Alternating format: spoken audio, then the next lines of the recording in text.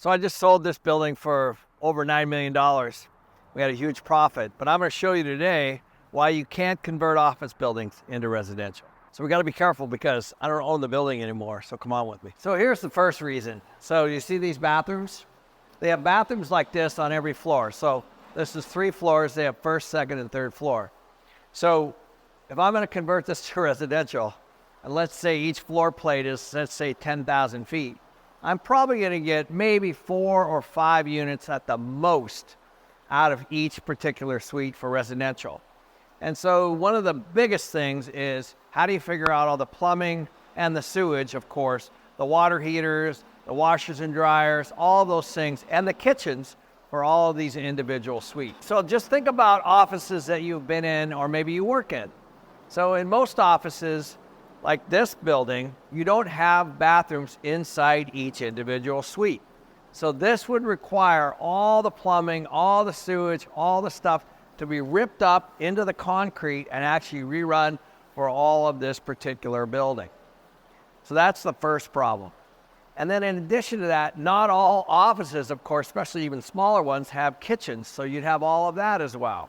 Just that alone would be in the millions of dollars to be able to rip down into the concrete and then to plumb all the way up. Also, who wants to live in an environment like this where everything pours out into this little courtyard, which is of course an office building? So when people are coming and going, of course, for business, it's fine. But how about for residential? Like, where are people going to park that want to come visit? What are you going to do if you have a pet? And most importantly, like when you move into a place, you want a fitness center, you want a pool, you want all those kinds of things. You want a lot of common area amenities like that. So you'd have to put all of that in. And if you put a fitness center into this building, of course, it would just take away from the property itself. So we're now on the elevator, of course, one of 2, that goes from the 1 to the 3rd floor.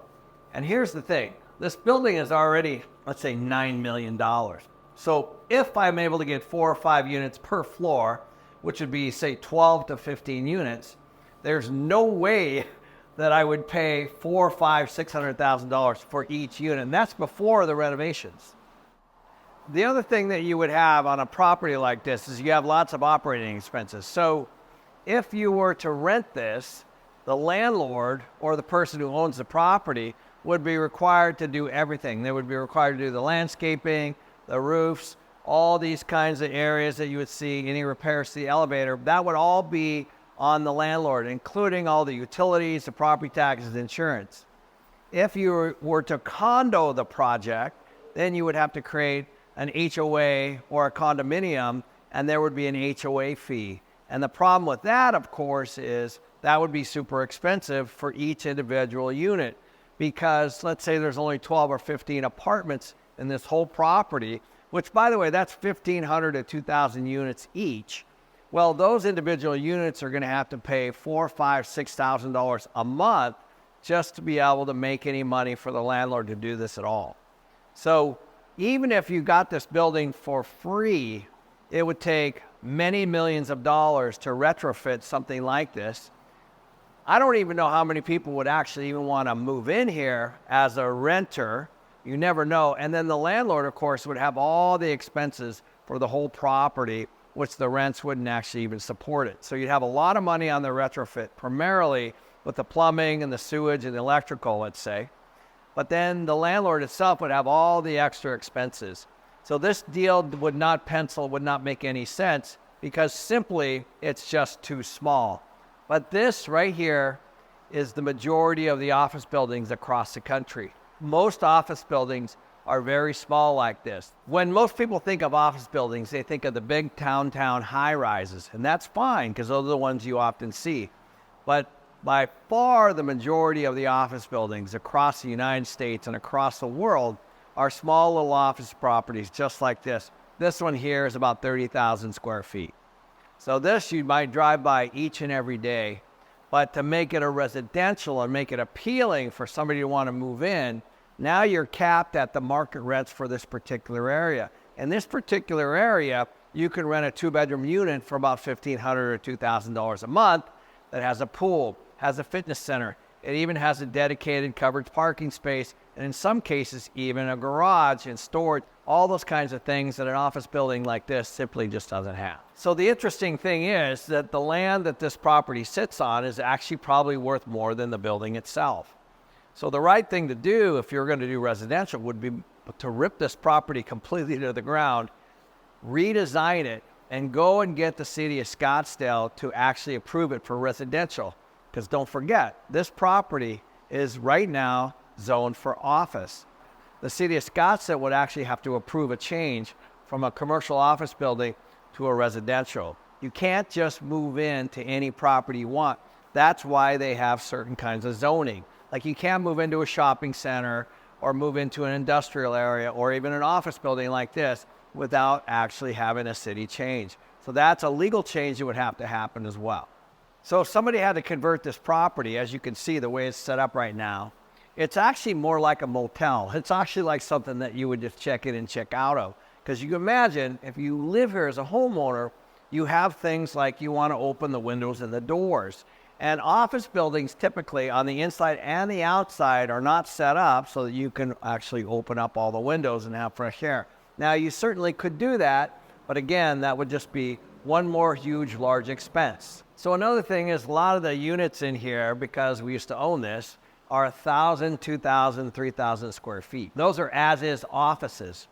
The problem with that is that if you're gonna buy something, you never wanna actually buy or build one-bedroom units. So one-bedroom units are really, really difficult to sell and rent because, of course, it requires one person. So most of these units would have to be larger, and they would have to be 2, 3, even 4-bedroom units to actually even sell. So you can imagine if, let's say, we had 12 units that we're able to do in this 3-story property of 30,000 square feet, we're probably going to need at least 24 to 28 bathrooms as an example.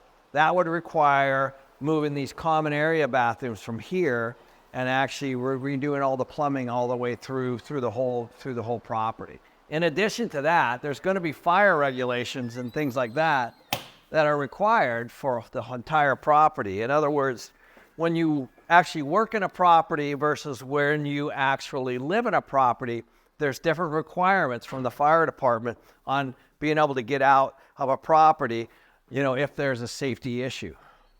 So you have building code issues, you have fire department issues, you have zoning issues, and then of course you have the retrofit. All of that's super important. And at the end of the day, let's just say if this building was, say, $9 million, which is what we just sold it for, or even if it's several million. So no matter what price you pay for a property like this, it doesn't matter. You're going to have a retrofit. If you can see, all of this property is going to have a retrofit for it to be residential. You have to make it desirable for somebody to want to rent here. And that's going to take a lot of money and a lot of work. Now you can certainly do that, but once you take the money that it costs to buy the property plus the retrofit, it doesn't actually make financial sense to be able to convert this from an office building to a residential because it just costs too much money. At the end of the day, if this was, let's say, $10 million all in, and you get 12 units out of it, you're almost $1 million a unit, which is way high because you can buy something brand new across the street, multifamily, for $300,000 a unit. So as you can see, these windows here, they're not the kind of windows you can open. So you can imagine somebody actually buying one of these units, and then really, they don't really have the availability to be able to open and close and have fresh air and all that kind of stuff. And of course, in a property like this, you could redo the parking lots, but then you're going to lose all the parking in order to maybe, let's say, bring in more lush landscaping or whatever, like for pets. But that's also going to be a problem because you're going to have people here that are going to want to have pets. And of course, they're going to pass because this, of course, is an office building. So the other thing I wanted to point out is, let's say we're able to convert this to 12 or 15 units or something. Well, just across the street here, located in the same neighborhood, I could buy a property for about $4 million for 12 to 15 units right now today. So that means that you'd have to buy this property at almost zero and then retrofit it, and it would be worth almost what something just across the street is today. So we obviously just looked at our property here on the left, but these are 5 of the main reasons that I just talked about when we walk through the property. The first one are the deep floor plates. So in many situations, some of these office buildings can be a city block wide, and so they're windowless. And so most of the people, they're okay with sitting, in their office 9 to 5 with perhaps no windows, but they're not going to do it when they go home.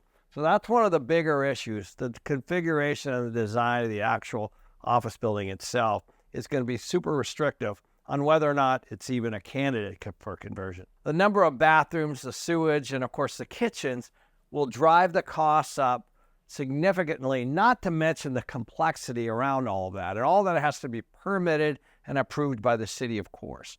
So in this particular property, maybe we do 12 or 15 units, maybe.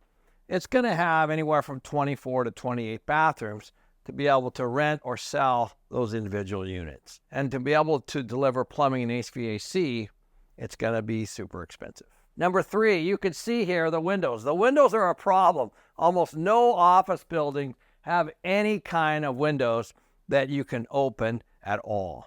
So all the windows would have to be redone because nobody's going to move in to this particular building without the ability to be able to go out on a patio, let's say, or even open their bedroom windows. So as you know, with residential, most of the designs start with double hung 4-pane type windows, large horizontal sliders, and then of course crank windows that people can open and shut. That's pretty normal. This and most office buildings would require a massive retrofit.